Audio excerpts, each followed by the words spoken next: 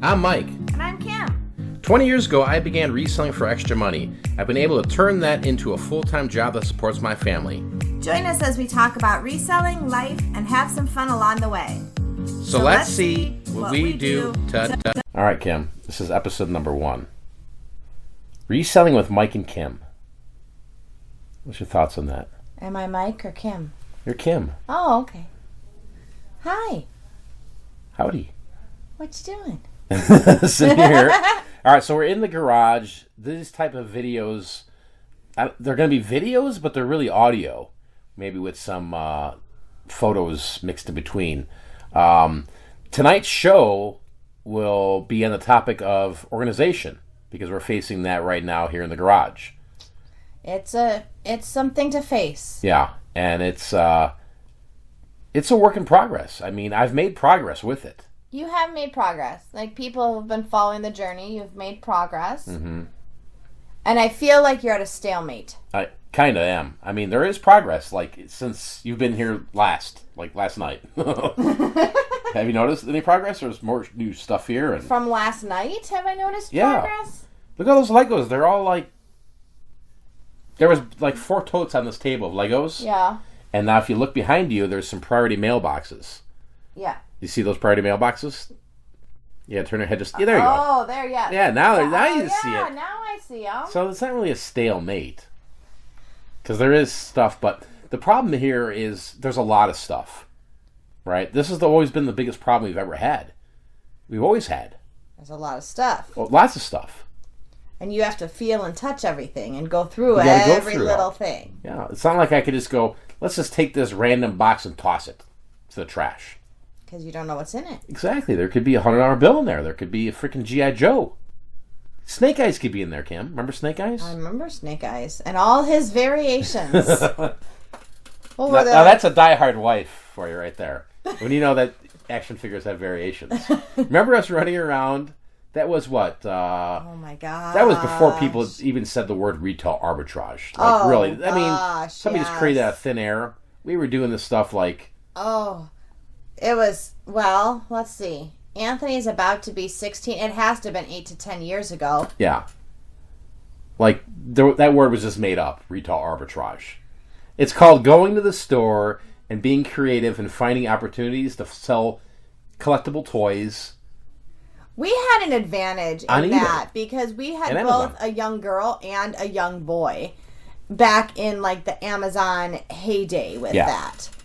And so we knew, maybe underground a little bit, you know, we knew what was popular. Well, we knew what our kids thought was popular, or what they were coming home saying their friend, you know, I need to have this, my friend has this, or whatever. And so that kind of gave us the advantage and a jump at, like, Christmas time, what we thought would be popular. But that's where that all started. It started with Maddie with the Zuzu pets. Zuzu pets, yeah. And then with Anthony with the guys, with the action figures. But see, he got all that from me, because I've always been a toy guy. Yeah. And it was when the G.I. Joe Rise of the Cobra came out. Yeah. And I was like, okay, for Christmas, he's going to get every guy, period. He's got to have every single one of them. And he was overwhelmed at Christmas, vehicles. Remember? Yeah, vehicles and all variations. Yeah, so I had no idea that there were variants at all. What is a variant? Describe to the people out there, what is a variant? Okay, so for those of you like me, men or women who may not have known this, okay, so you have your basic guy, your basic action figure, like let's just say G.I. Joe, right? And he comes in the basic G.I. Joe outfit, whatever outfit was popular in that movie. It's probably not called an outfit, but I'm a girl and I'm keeping it real. An outfit. So, so his gear or whatever, right? But then, okay, let's say his basic gear is like the army green or whatever. Mm. Well, then there's variants, because then he might come out in the desert suit, or he might come out in the snow trooper suit. But everything on the package looks the same. Everything looks the same, but it'll his say suit like is G.I. different. Joe, a.k.a. Snake Eyes, and but the barcode is even the same. Yes. But it's a variant because he's in a different suit. Yeah. Or there was one guy, it was like the bad guy. What was his name? Zartan. There was a Zartan one. Well, yeah. So one of them... Oh, it was the Cobra Commander. He had, like, in one thing, he had, like, I forget what it was. Like, one, he had red eyes or something. No, it was the chest, remember? Or the chest. The chest. Okay, yeah, the chest that's what didn't it have was. holes. And then the other one, it looked exactly the same. Same figure. Same figure, same outfit, same guns, same everything. But the difference was the chest plate, one had holes in it and one did not have holes in it. And this was the crazy thing. We'd have to double check the numbers here when this actually came out. Yeah, I forget exactly what year I remember the only way you knew about variants was being there and in the field. Like, you were like, wait a minute, why is this one different than the other one? And then you'd pick it up. Yeah. Like, there was no guide, there was no website, there was no Facebook. There was nothing to say, hey, dude, there's a different Rise of the Cobra. No, and here's how it came about. Because you would go and grab a guy, and I'd be like, dude, because I had a list of the guy. Every time we went to the store, I'd write down, pencil and paper, our phone was like a flip phone, Yeah. And so I would write down what guy you had gotten to make sure that we were getting them. And then you'd be like, oh, Kim, we got to grab this one. I'm like, no, look, it's on the list. We have it. And you're like, no, look at this one. This one has blue sunglasses I wish there was sunglasses. I wish there was security footage of us two knuckleheads sitting at Walmart looking through those toys. That and not just crazy. Walmart. We went to every Walmart within I wasn't working at the time, so we went to Target and Walmart and Toys R Us, and we hit every town that we could hit while the kids were in school. So they'd get on the bus in the morning, like 7:30, 7:45. We'd be with our coffee out the door or stop at Starbucks or something, out the door going until the bus came home at 3:30. Sometimes we were rolling in the same time the bus was rolling in. And we made a lot of money selling those individual figures on eBay and Amazon because we were one of the first to post it. Like, oh, man, look it. It's a variant. It's a variant. Or, hey, it's a new line, a new wave. There were waves. They came out in waves. Describe to people who are listening right now, what is a wave? Okay, so a wave is like, okay, the movie is first coming out or about to come out or maybe it just came out. So generally, the toy company will put out just the first round. Think of a wave like a round, right? These are the guys that we think are going to be popular. And back in the 70s and 80s, they did this with the Star Wars guys as well. Yeah. That's where some of these rare figures end up coming in because they were only made for a certain amount of time, and then maybe they weren't as popular or whatever.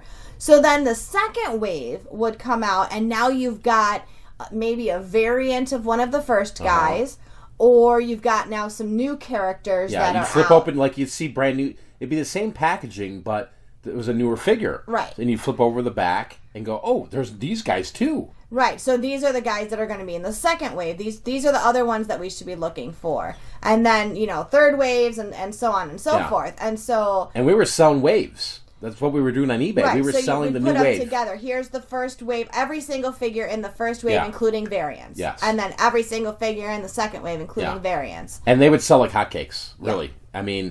Today's market, there's people doing that. Right? There's definitely people selling waves. Yeah. And then newer toys on eBay and Amazon and making money. No doubt about it. We do too.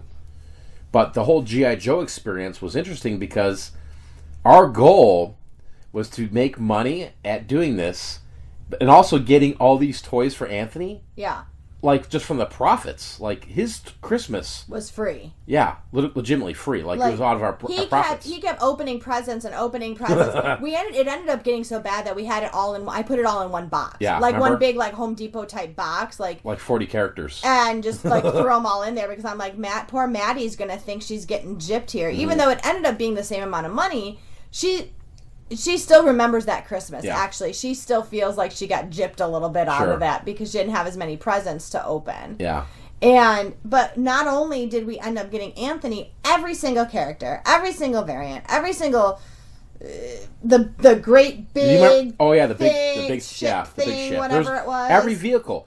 Remember there was a Snake Eyes that had a different colored dog too. Yep, the different dogs. Yep. And here's the thing is we were really heavily into this. And, we were on the hunt for this stuff. But we got everyone for Anthony for Christmas. Mm-hmm. We got a second entire set of everything that you kept and ended up selling for nice profit later on. And then the ones that we sold. Yeah, it was crazy. The amount of money we were spending was like ridiculous, but it was like we couldn't keep it on the shelves. Yeah. Like the minute we'd list them in the car basically, or come home and list them, and they'd be gone in it was insane. 2 hours. It was insane, and that business model is doable today. Like you could go out there right now and go to Walmart or Target and be like, oh, these are new toys. This is the new wave. There's so much more information now, like heads up information from like manufacturers or toy lines where you can go, oh, hey, June 1st, the new line of Star Wars Retro comes out. Yeah. Now you got a heads up. We didn't have a heads up. No. We just were popping in the stores every day to see what was new. What were the stores doing that were new? Mm-hmm. And we knew, like, ahead of time the G.I. Joe stuff was coming out because, you worked retail when you were younger. You'd have those racks. Yep. And you had all the display lists. Yep. And if you look at any store, even now they still do it. You look at the display list, you'll see it. It's an empty, it's an empty rack.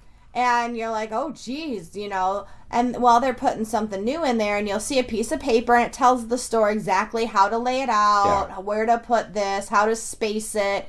It's pretty idiot-proof. Count 3 pegs down and put a little hook and that kind of stuff. So let's fast forward to, like, it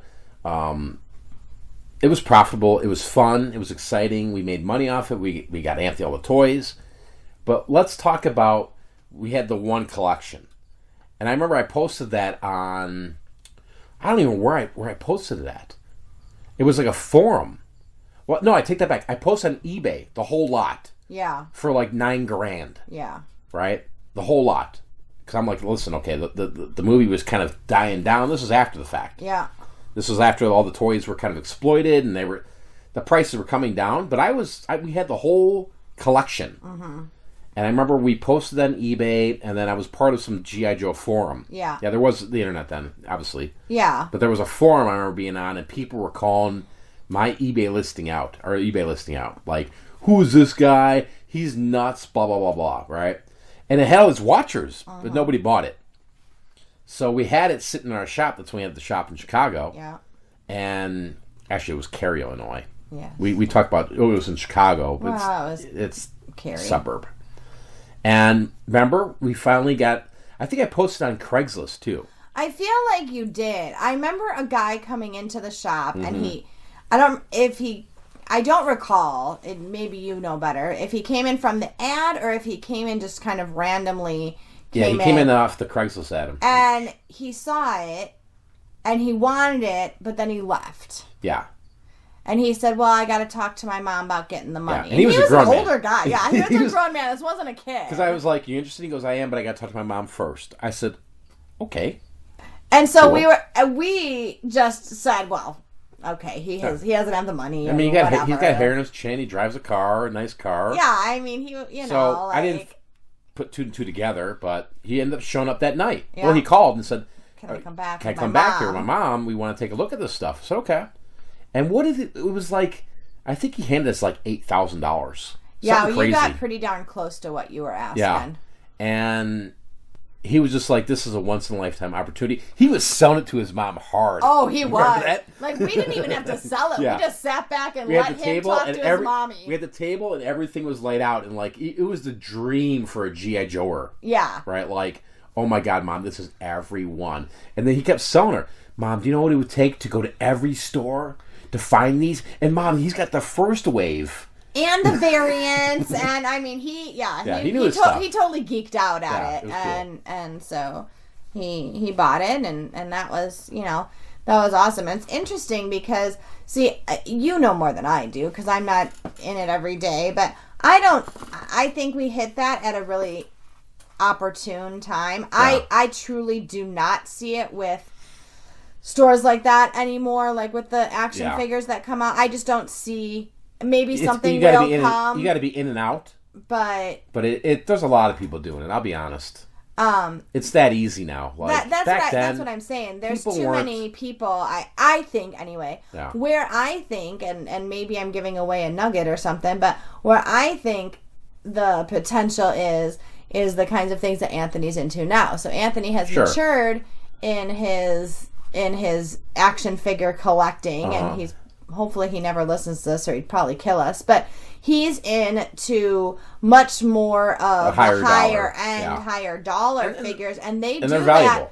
You know, this one's going to come out, this variant, this big money in those. This one out of this episode. We're not talking about toys that you could buy at Target or Walmart. No, you will never find these. These are collector. I mean, he's on these collector sites and these collector forums, and I mean, you know, they've heard Anthony talk before about the articulation on this one. Like, he knows like all of this stuff. That's a whole other breed, and that's, you know, excuse me, where. That type of game, you buy and you try to flip now, or you hold. Right. If you're doing a Walmart flipping right now, just sell it now. I mean, unless you're going, hey, this is something very, very big. But like, look at like some of the Star Wars stuff, like the basic stuff now. Look at some of the toys when you walk into Walmart now. Just the way they're made. They're cheap. Yeah. It's like, it's worse. Yeah, I mean, you would think, right, in this day and age that something that had been made in the 70s or 80s would be of a lesser quality than something made in 2019, and I find that to be just the opposite. Yeah, I think things are just the way that they're painted, the chipping that happens, and like, I mean, you played with your guys tough. You know, think about when you were a kid. They were out in the sand or the dirt or whatever, you know. Luke Skywalker put in his time with me. Yeah. I mean, he was in the dirt. He was down in the trenches. Like, sometimes I'd left him in the dirt and couldn't find him until like the next time I went and played. Yeah. And I was like, there he is. There's Luke. He's a little discolored, but but he stayed for the most part intact. And I mean, nowadays, I mean, Anthony has sometimes opened a package, and he's careful. He has never been one of those kids that just rips shit open and whatever. Yeah. Like, he's first swear word on the I'm sorry podcast or whatever. No. So but we see these toys fall apart. But we've taught him to open things gently and whatever, and so they'll fall apart. An arm will fall off, or a hand will fall off before he's even had a chance to play with it. It's crazy. So, I don't know. Yeah, I don't even know if it's worth collecting them. I mean, I guess if you're keeping them in the package or whatever. We're kind of off topic of what we're talking about. We are way off topic. And that's what this show's going to be. It's a lot of off topic, but we're going to tie things back in together. Let's talk about this garage again. Okay. Before I want to just talk about this because we're on the topic of toys. Yes. Those strawberry shortcakes. Yeah. Okay, I've listed them. Yeah. How's that doing? I sold some. I thought those were going to be a slam dunk, but they're not very valuable. I'm very disappointed in strawberry shortcake. It really is. It's strawberry shortcake. That was now you're talking my alley. Rainbow Bright. I mean, if you wanted to get all those toys from when you were a kid, you can easily get them all for under $20 a piece. Wow. Easily, even under $10. Wow. So I got a neutral feedback today on eBay. Oh. The woman said this because this is how I promoted the strawberry shortcakes. Because let's tell people they're still in the jars. They're in some. We had gotten them from a collector, and they were in jars. Supposedly, they still smelled. And I opened them up, and they smelled. Okay? Like, I smelled fruit. Like a scratch and sniff sticker. I'm like, damn, I was impressed. I'm like, wow. Okay. That's why the woman did it. So, I've sold 7 or 8 of them already. Everybody else, amazing feedback. Yeah. Well, I sold Blueberry Hill, or whatever the hell her name is. Okay? Yeah. And the woman left neutral feedback stating, it only smells like vinyl. You're a liar. Kind of like whatever. Like misadvertised. Now, didn't message me because obviously we live in a world right now where nobody wants to message people and say, hey, you screwed up or whatever it is. It's just slam them with a neutral or negative. So, and I'm sitting here, you know, the comment said like heavy vinyl smell. Doesn't smell like the original smell from the 80s. Well, Jesus. It's over 30 years old for Christ's sake. I mean, what do you want? And to me, it smelled like a blueberry. Apparently your sniffer is different than her sniffer. Maybe, because I am a smoker. But when I opened up the canister, I mean, I smelled the blueberry. But I also do smell vinyl because...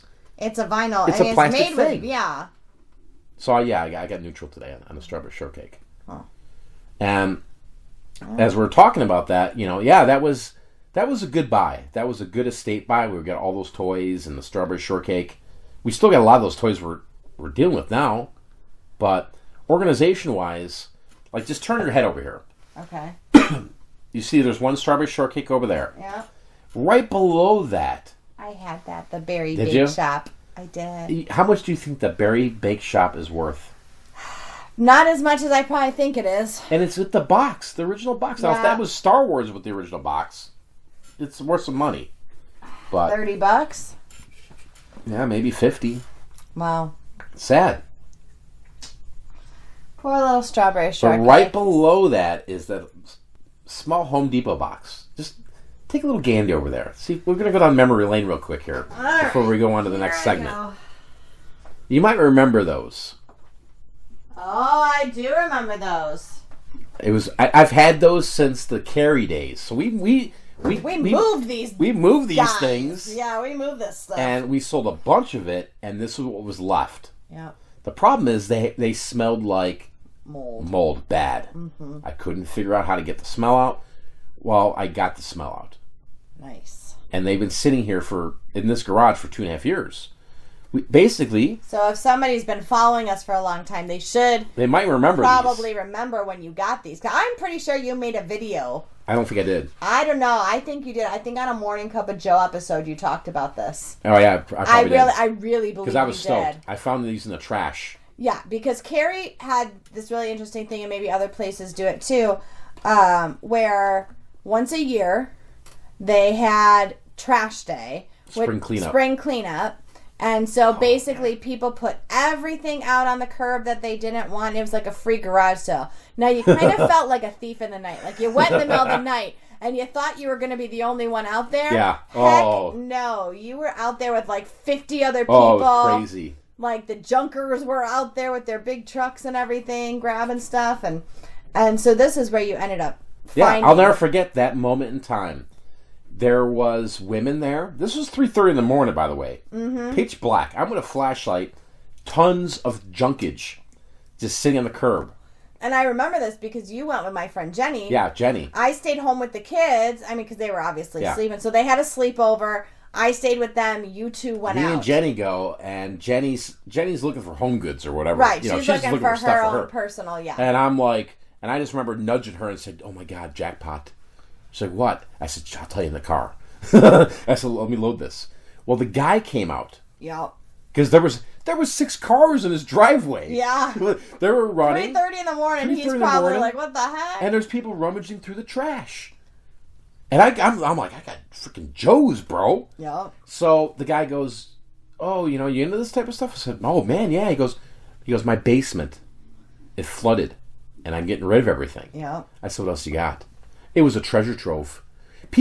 There were women there looking for clothing. Yeah. And I'm like, dude, there's freaking G.I. Joes. They had no idea. I got so much cool, like, vintage toys. Well, and they were the originals. Yeah. But that was the thing. They were the original, like, I call them, for lack of a better word, like the Barbie doll size Joes. Oh. 12-inch Joes. The 12. Okay, they were the Barbie doll size Joes. Barbie had a boyfriend. He was in the military. Uh-huh. But that's the thing, like, I miss that. Ken was just a loser. I miss, like, living out here. We don't have that here. No, we don't have that here. I mean, we don't, and it sucks. I mean, maybe they do in certain parts of Arizona, but where we're at, no. But, man, we would get so much stuff. Do you remember? It was probably that morning. You were getting up, and me and Jenny pulled in, and I said, "Kim, come here. You ain't going to believe this." The same white minivan. Yeah. And just filled. No, you guys had that thing full And I of said, stuff. "It's round 2, baby." This was like at 7 in the morning. I said, "We're going to go back out." Yep. You unloaded and went back out. It was like a crackhead doing a 3-day binge. It was. I don't think you slept. I didn't. I couldn't believe it. I'm like, they're just giving away money. They're just throwing it to the curb. And she was getting amazing things too, Jenny. Yeah, she got some great stuff too. So, yeah, it was... Yeah, you guys would be on like these... Oh my God, it was crazy. Binges. I gotta be honest. That was sort of where I drew the line.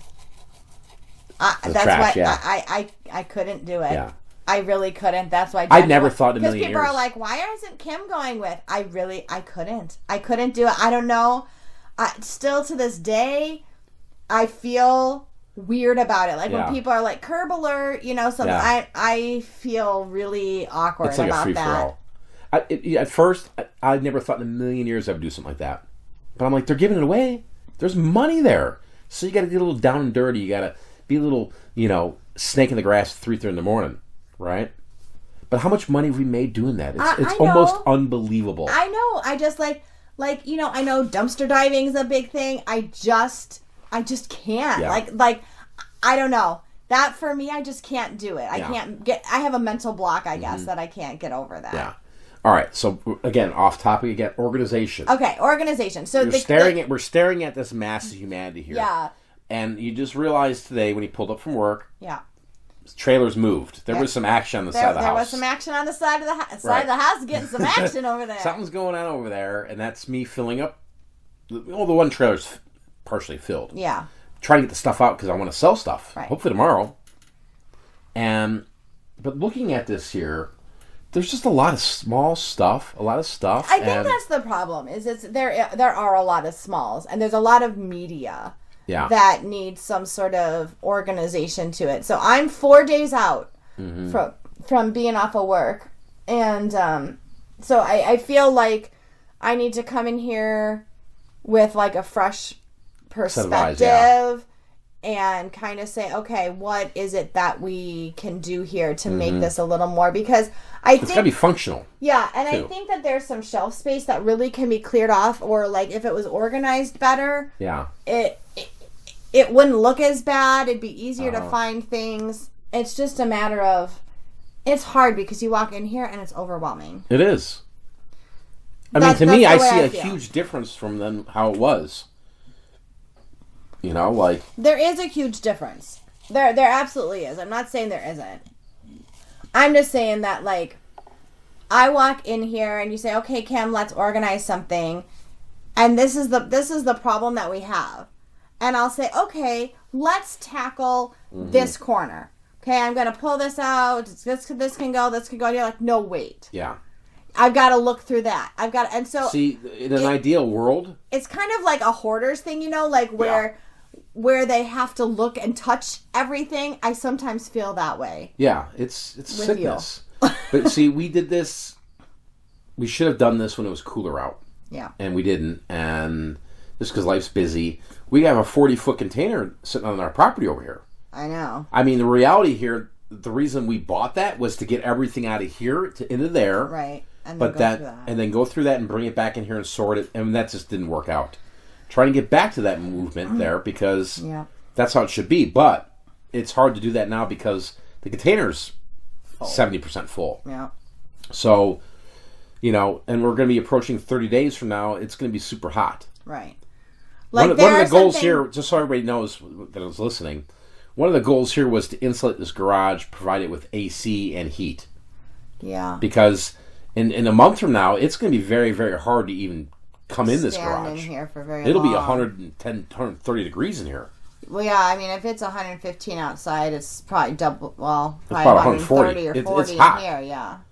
And I can manage that to pull the inventory out. Because I've been doing it for years since we moved here. But to stand in here and take pictures and sort to make stuff, it a functional workspace, it's no. And there's no airflow in here, which doesn't help. Because we were just talking the other day. It wasn't terribly hot outside, relatively like 80 degrees speaking. Out with a nice wind.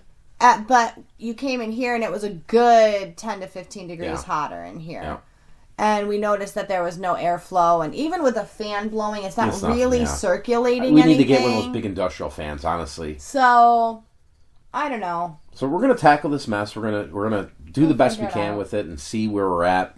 And just kind of document the journey along with just seeing where it goes, right? I mean, the goal is to organize it, make money off the stuff, because the stuff's worth money, and just make it a better workflow, a better workspace, you know? And I mean, maybe really... With your help, I think we're going to get there, because some people might not realize, but the inside of our house is very super clean and tidy. I mean, there's areas where, you know, the dog's we got a new puppy dog, so this dog's chewing things left and right.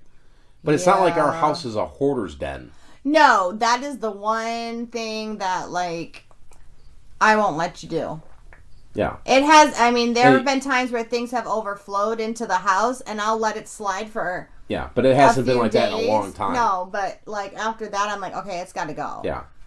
And so there's still a little bit left in the bedroom that needs to get cleared out. Plus, I mean, we kind of are on a time crunch a little bit with some stuff because we've got all the relatives coming in for Maddie's graduation in the next few days. So anything that might be remaining in the house not much. needs to get out. there's a few things here. They're like that little end table that I'm like, I'm not going to use it because I put the chair there now. Oh, yeah. So I'll just throw that in a, No. So there's little things here and there, but for the most part, no, the inside of the house is fairly So like for people that are kind of in the same boat as us, I mean, it's a struggle. I'm being honest. It's the biggest struggle I have with my reselling business. It's just because it's not pleasant to look at. But me personally, I know where shit's at. I know where stuff's at. I know at any moment in time I can grab stuff and list it. Right? Yeah. It's just not how I want it to be. Really what I want here is a clean workspace, kind of minimalistic to some extent, which I know will never ever happen because there's just that much stuff in this business. But the thing is to have it organized and go, okay, you know what? Like, I've seen comments people have left us. Yeah. Stop buying. Well, you're not really buying, to be honest. Yeah, I'm kind of laid back with the whole thrift game, the storage units. I mean, I've had to bite my tongue for 2 weeks on storage units. Yeah. I'm seeing stuff left and right. But I got to get this situated, Yeah, people keep thinking that you're buying stuff, and you're really not. I mean, I know you've shown a couple of videos where you stopped at Goodwill or whatever, while you were killing time or whatever. But I went to the estate sale today. I picked up some stuff. Oh, boy. And there might be a problem tomorrow because I made an offer on everything there. You'll like this stuff if it comes through. I don't think it will, but it was good quality stuff. Snowbirds, and they're like, we're going to leave. Gorgeous furniture. And they couldn't sell any of it. And I'm like, wow. Their prices were high. Yeah. But she said to me today, when I was left, their estate sale ended at 1. I was there at 12:55. And I realized everything in the house, furniture-wise, is still here. So I left my card, my name, and everything. I said, listen, here's what I do, blah, blah, blah. She goes, well, if it doesn't sell tomorrow, we're just going to donate it. I said, no, time out.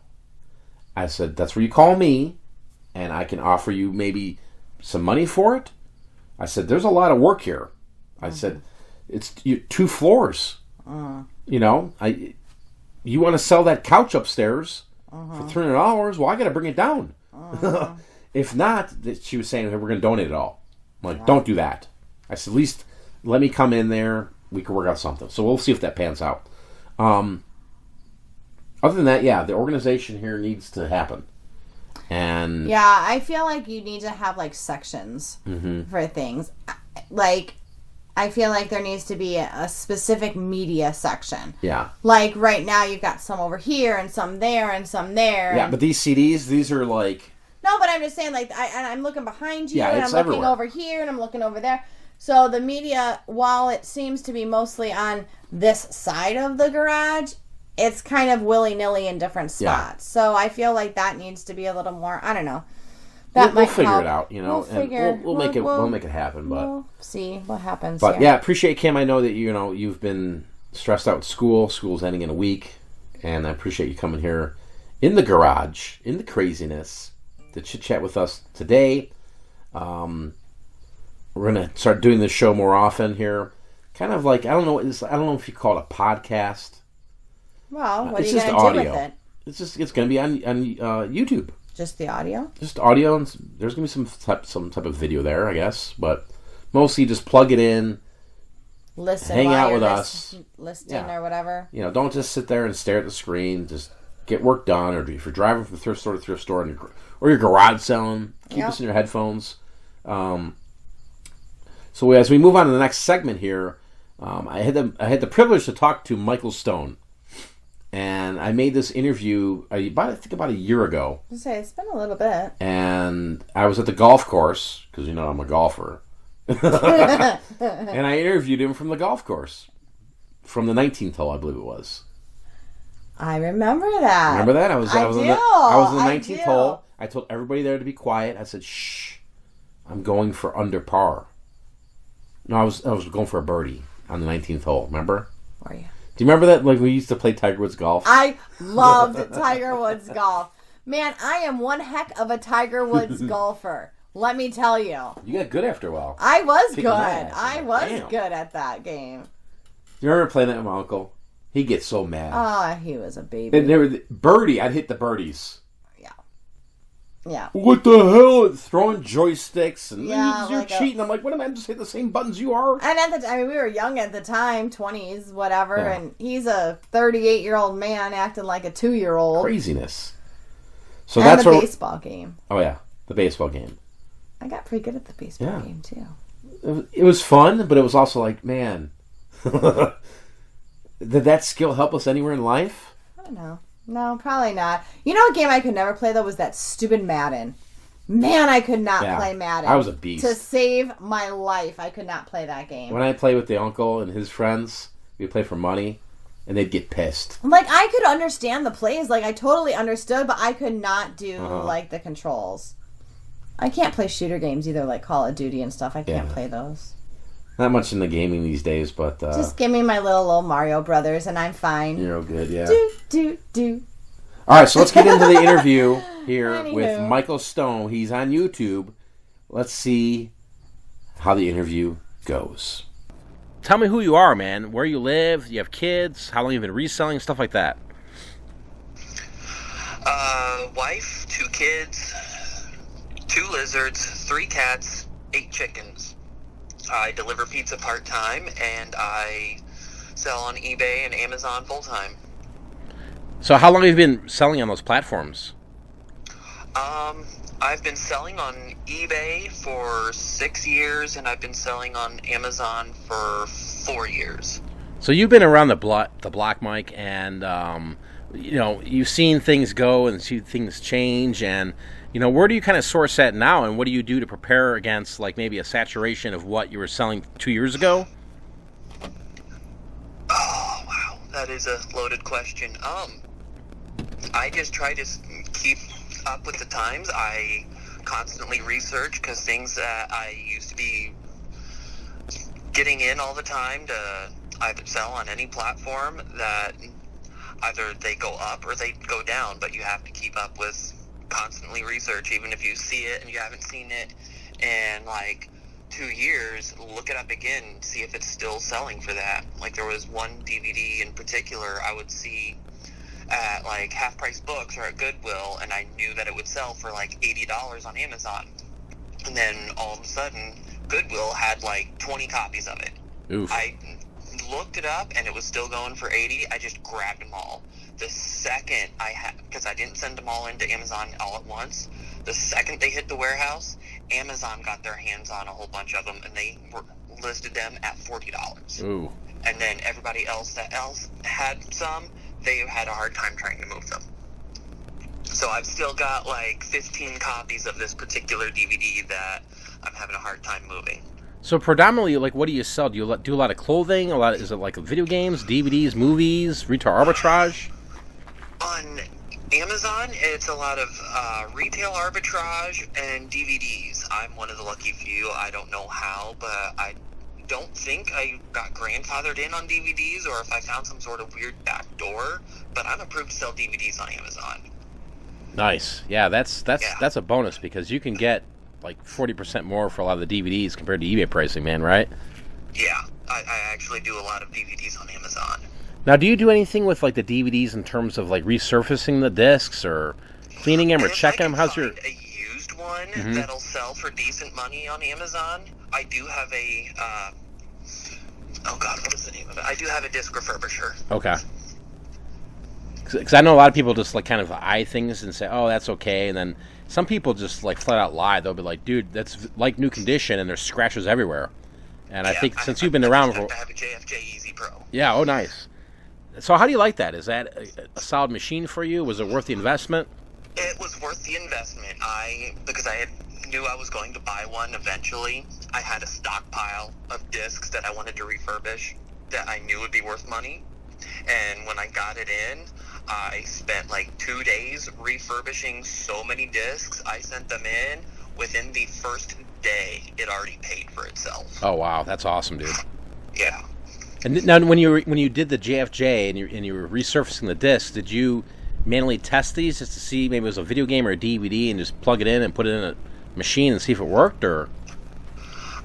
Because of when you refurbish them, you'll take a look at the disc and you'll be able to see it right off the bat if it's clean or not. Yeah. Sometimes you'll have to run it through like twice, but you can easily see from the eye, did it go right or do I need to do it again? I see. Okay. Because it'll look brand spanking new. Yeah, it's amazing that you could do that, like oh yeah. I've heard people go on like YouTube and Facebook that have a JFJ and they resurface stuff and then they reseal used like DVDs and sell them as new on Amazon. It's crazy. No. You ever heard anything like that, dude? It's like, whoa. That's how you get yourself banned real quick. Yeah, right. It's funny hearing people brag like that about that. Like, oh, this is so easy. I make all this money, and I'm like, dude, that's kind of like illegal and not ethical. Yeah. Yeah. So Michael, what you have a YouTube channel. What is the YouTube channel? The quickest way to find it in YouTube, just type in LavaKiller69, long story on that name, and it'll take you straight to my channel. It's mostly just what I buy from Goodwill, Salvation Army, at random thrift stores, anywhere I get them, selling them back onto eBay and Amazon at different prices, different things that I've come across at random times, little bits of advice from anything and everything. Yeah, like I was telling you earlier, you had a good video today that came out that you were talking about, a buyer coming out and saying, oh, I bought the software from you and it was brand new and it doesn't work. I want you to hold my hand and threaten you with like the feedback extortion. And you made it clear in your video, like this is how you do it. And that's what I really enjoy about your videos is that, you're not giving out false information. You're not giving out high expectations of you could be a millionaire reselling.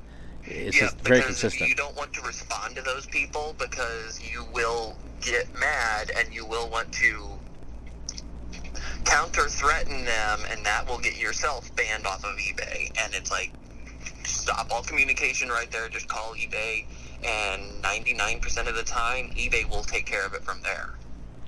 Nice. Yeah, I love that, dude. It's because they usually do though. I mean, don't they? It's like you call them and they're on top of it. They're like, okay, no problem. This guy can't leave you negative.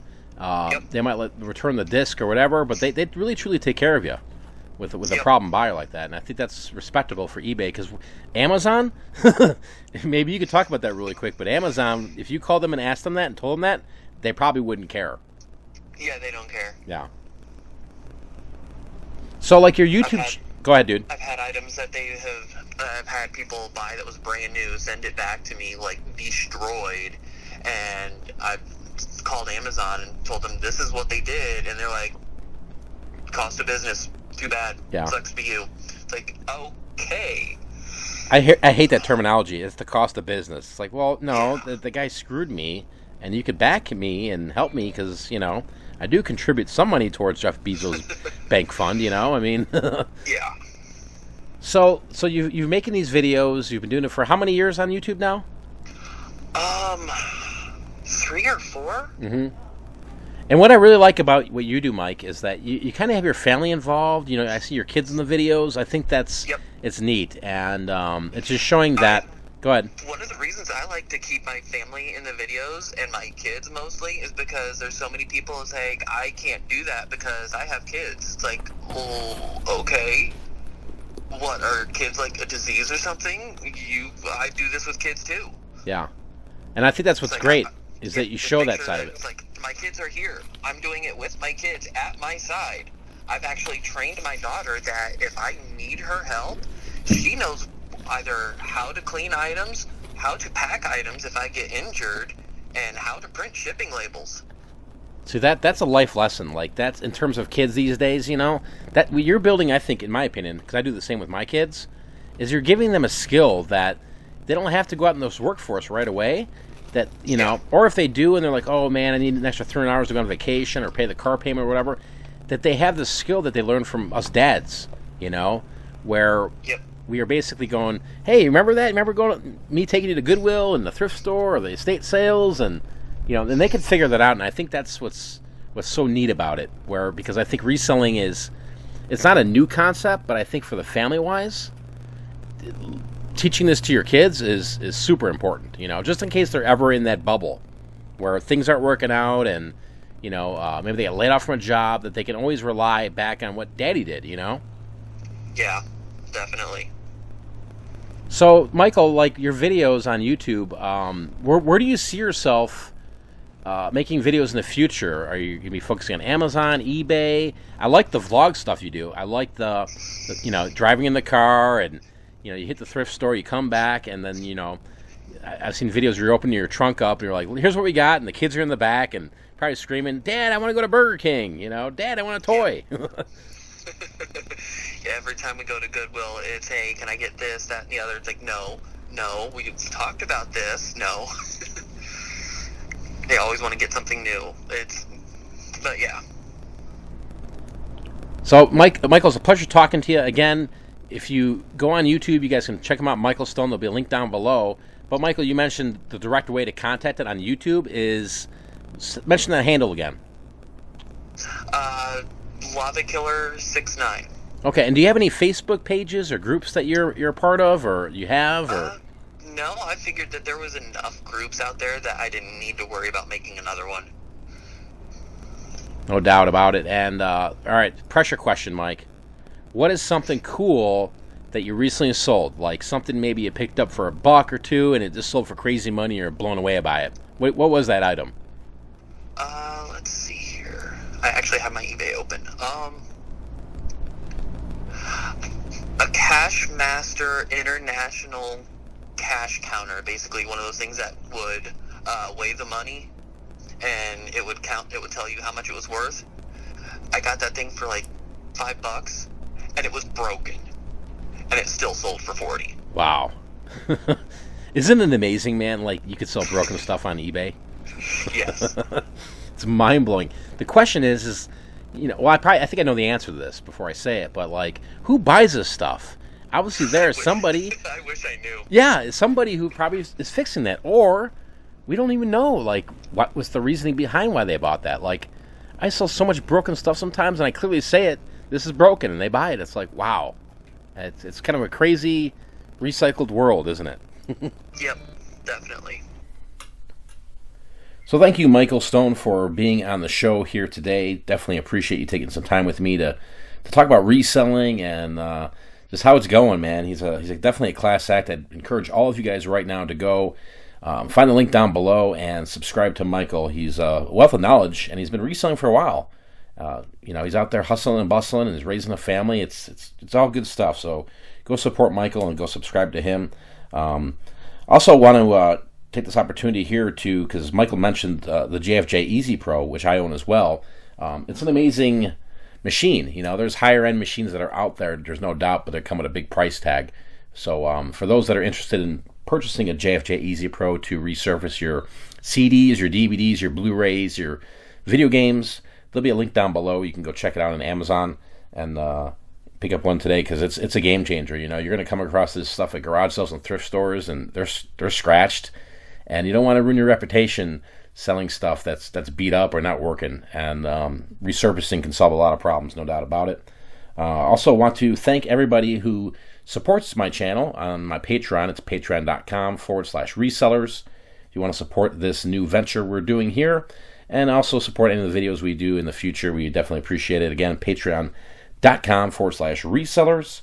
If you're looking for, maybe you're interested in becoming a guest on my show, or maybe you're looking to sponsor something, or maybe some type of product placement or something of that nature, you can email me, globalvoodoo@gmail.com, and we can chit-chat about that. But, I want to end this with this, guys. Reselling is not a get-rich thing. It is just not. I look at it as more of a lifestyle in terms of just getting wealthy. And what I mean by that is, you have to cut down costs at any business you're doing, I believe, to be wealthy. You got to look at your life and say, what do I need? What do I do? What don't I need? And eliminate where you're spending extra money on, right? It's kind of systematic savings and investments. If you look at it down the road, if you want to become wealthy, and I'm not using that word rich. Rich depends what it is. Wealthy to me means, I've got money in the bank. I can pay my bills. I can support my family. There's food on the table. That is my definition of wealthy. And how I obtained that, between me and Kim, is there was really no tricks. It was just saving money and investing in the right things. And it can all start today with $5 a day. Just taking $5 and putting in a savings account. Even if you have no money right now, you can easily start this with something and gradually make it bigger. But you got to track your expenses. You got to know your costs. If you don't know your costs in your business, you're behind the 8 ball there, and you're gonna fail. I'm just throwing it out there. I believe if you want to be successful as a reseller, you're gonna have to understand your costs. You're also gonna have to understand saving money, right? Do you need to have a cable bill? Or why can't you just use Netflix or Hulu and eliminate that $100 bill? Maybe eliminate the coffees at Starbucks every day. Little things like that can add more money to your bank account. So appreciate you watching. Again, appreciate Michael for being on as a guest on this episode. With that being said, we're out of here. Peace. Streams over.